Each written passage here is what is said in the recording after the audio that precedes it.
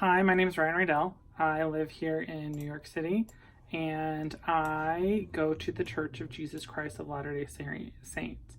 I got married to my husband in June 24th, 2014, so this June will be 5 years.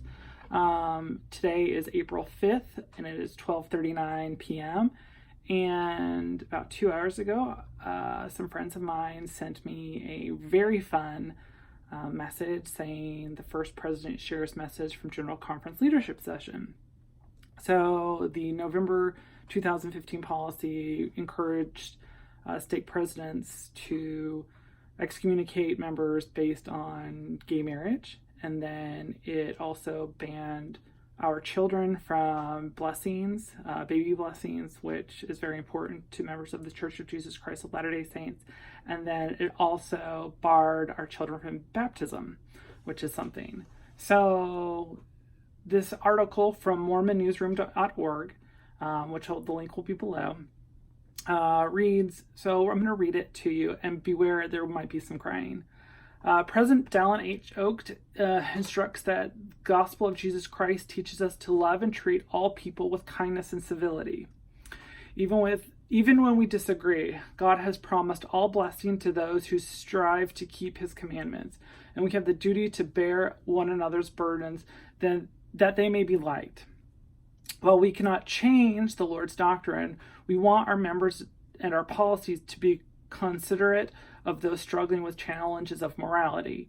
In his remarks, President Dallin H. Oakes shares information about changes in the recent church policies related to lesbians, gays, bisexuals, transgender members. Now, there's some other things that are written. I'm going to fast forward through that. So what Elder Oak shares with us is, at the direction of the first presidency, shared the effective immediate. At the direction of the first presidency, Oak shared the effective immediately. Children of parents who identify themselves as lesbians, gays, bisexuals, and transgenders may be baptized without first presidency approval if the custodial parent gives permission for the baptism and understands both the doctrine that a baptized child will be taught and the covenants he or she will be expected to make. A non-member parent or parents, including LGBT parents, can request that their baby be blessed by worthy Melchizedek priesthood holders. These parents need to understand that congregation members will contact them periodically, and that the computer just jumped. Periodically, and that when the children has been blessed and reaches age 8, church members will contact them for the purpose that the child may be baptized. Previously on our handbooks characterized same-gender attraction by members as apostasy.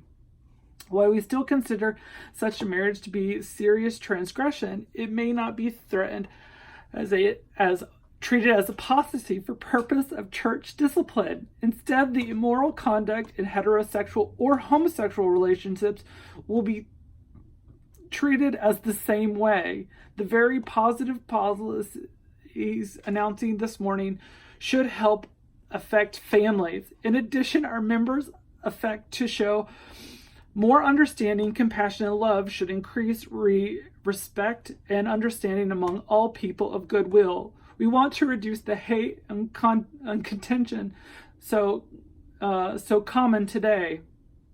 We are optimistic that a majority of people, whether their beliefs, orientations, long for before understood, and less contentious communications. This is surely our desire. We seek to help our members and others to attain it. So the Church of Jesus Christ has now just told me that I am not an apostate, and that means that I won't be treated with disciplinary actions. I have a very good stake president here. I go to church every Sunday, excluding when I'm out of town for military service, or my husband and I are out of town for family vacations. But what I am saying is that here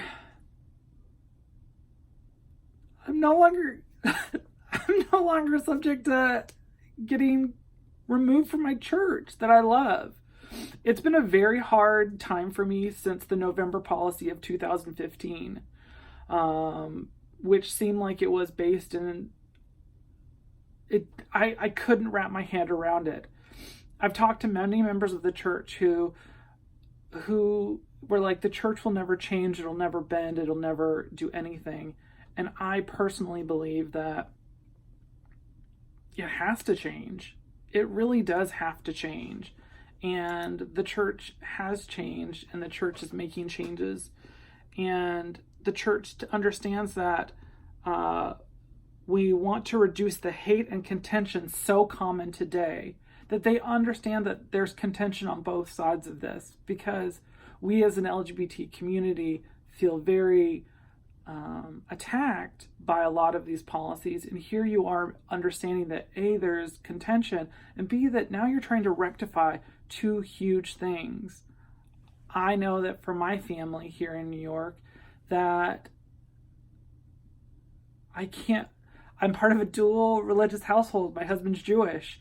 So for over 2 years, I've been contemplating, do my children just be raised Jewish so that they don't understand this hurt and pain?